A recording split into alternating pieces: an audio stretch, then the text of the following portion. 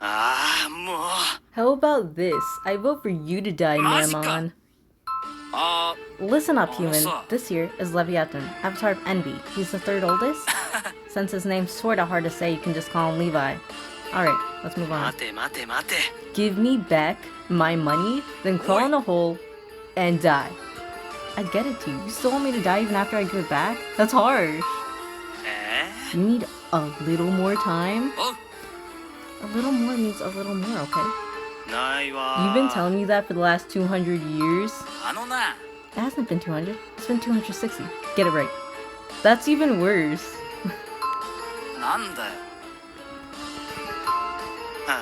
You're a lowlife and a waste of space. Just give me back my money. I needed to buy the Blu-ray box set of The Journey to Devildom, Tale of the Little She-Devil and Her Reluctant Companion. The initial round of copies includes promotional tickets to a live event as a special bonus. Bro, what are you even talking about? It doesn't matter. I don't even have any money. What the heck? So you're telling me you refuse to pay me back, is that it?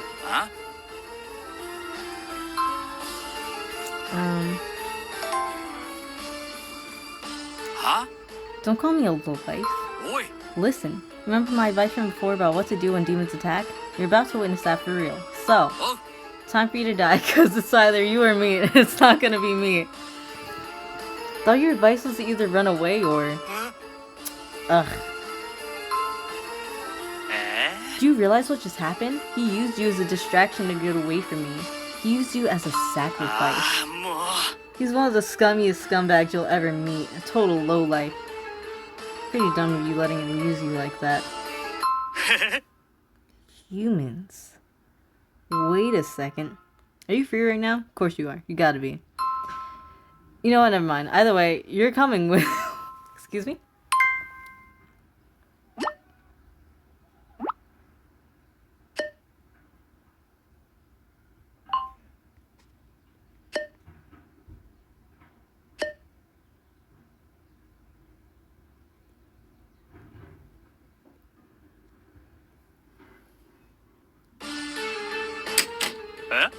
What's that now? You want to know why I looked around to see if anyone was watching before I closed the door? Why you think? Isn't it obvious? Imagine what would happen if someone saw me inviting you into my room. A human who doesn't even look like an otaku but a normie. You know what people would say, right?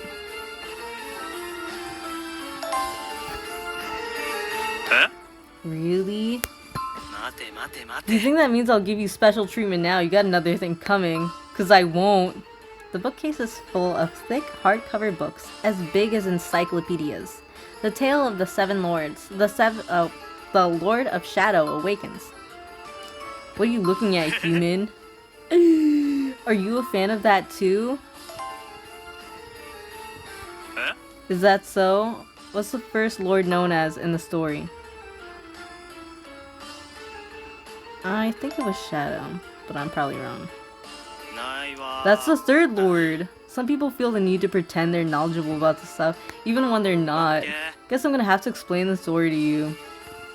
Pay attention. The Tale of the Seven Lords, otherwise known as TSL, is a series of fantasy novels written by Christopher Puglio. It's a heroic epic spanning 138 volumes and is the most widely read fantasy series in the world.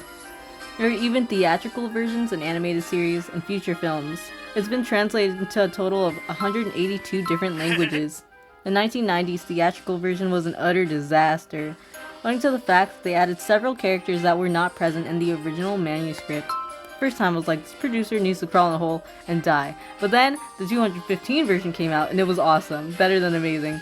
If you ask me, it showed that needlessly cramming a female lead alongside Henry was a bad idea. It's not what he needs. What he needs is a friend who really understands him. And the 2015 version proved that. The most vital element of the story is each of the seven lords is so unique. They're all interesting in their own peculiar way, and that's what makes TSL so great. The lords are all brothers. The oldest is called the Lord of Corruption. He doesn't come across as being so bad at first, but he's always plotting and planning in secret. The second oldest, the Lord of Fools, is a scumbag who'll do anything for money. The third is called the Lord of Shadow, a brooding recluse. Fourth oldest is the Lord of Masks. He masquerades as a high-status, upstanding member of society, but beneath it all, he's an inhumane monster. Fifth oldest, the Lord of Lechery, only thinks of sex.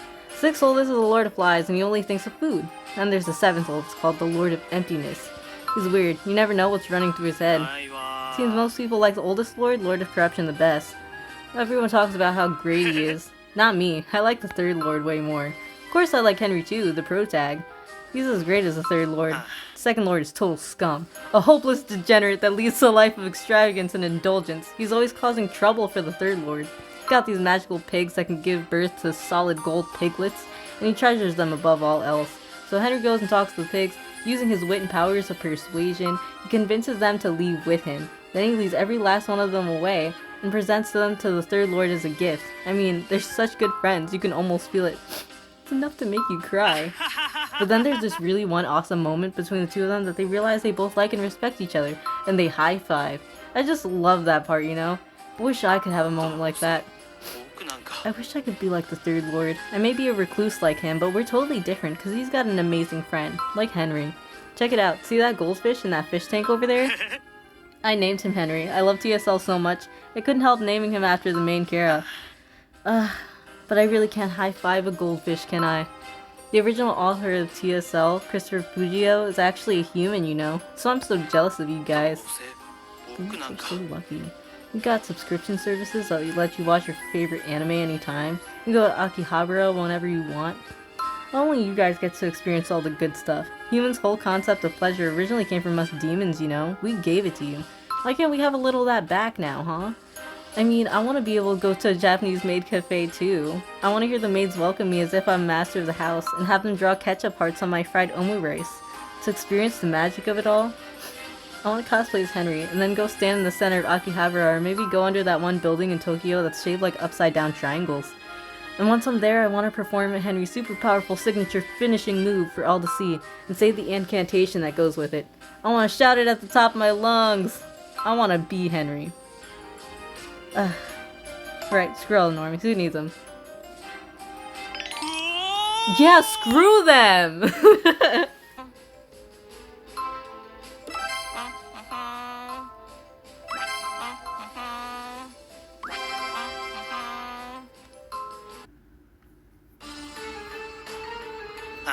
That's enough. This is starting to depress me. Anyways, I didn't bring you here just to tell you about the 7 lords. I didn't think there's any harm in just coming out and saying what you already know is true. Mammon is a complete and utter scumbag. It's very important you understand this, so I'll say it one more time. He is a hopeless, worthless scumbag. I lent him money and now I want him to pay me back, but being the scumbag he is, he won't do it. Wish I could force him to, but despite what a rotten waste of space he is, he's still the second oldest. And as the third oldest, no matter how hard I try, I don't stand a chance. You say what you want to know how Mammon and I first became enemies? It's a long story, but sure, I'll tell you, human. Once, a long time ago, Mammon won a prize at a convenience store promotional campaign. If you bought something, they let you reach into a box and pull out a piece of paper that told you what you won. The prize he won was a Seraphina figurine. Something I would have died to have. But despite the fact that Mammon had no interest in it at all, he still refused to give it to me. And he just because I wanted it.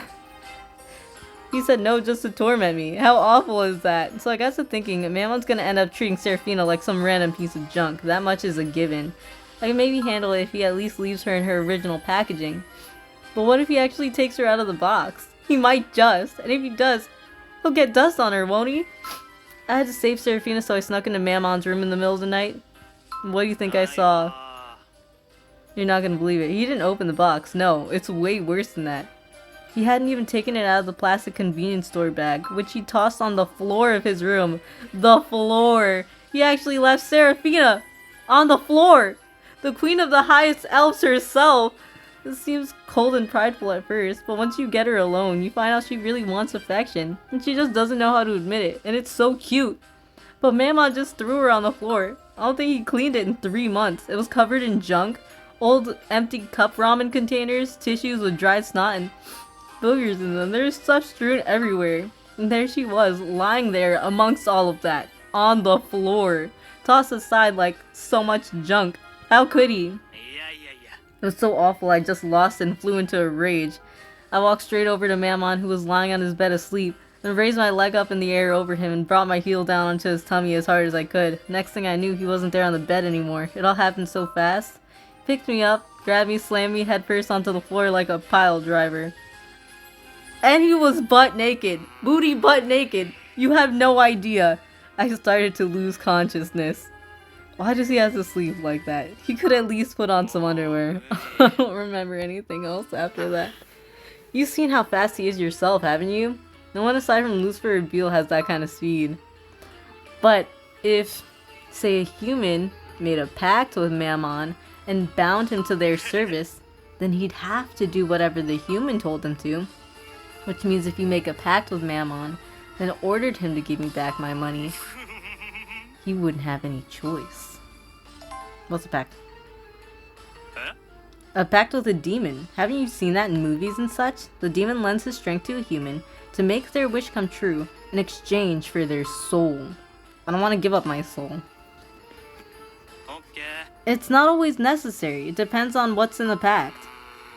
But, well, you need to give something to the demon in order to make it worth the exchange, so it's pretty much inevitable. If you don't want to give up your soul, I'll tell you how you can negotiate with Mammon. I'm sure it would be useful having him as your servant. Despite how awful he is still a powerful demon. I bet if you feel worried being dragged down here to Devildom and all, I don't think it would end up being a bad idea for you. Don't you agree?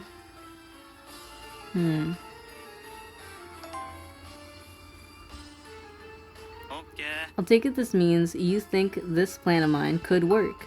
Excellent. You may be a human, but still, you show some promise. Regardless, if I'm being honest, I don't really care what you think. What's important is that I have a plan, and I'm gonna explain it to you, so shut up and listen. Bruh. If you just walk up to Mammon and ask him to make a pact with you, he'll never agree. You need leverage, a bargaining chip.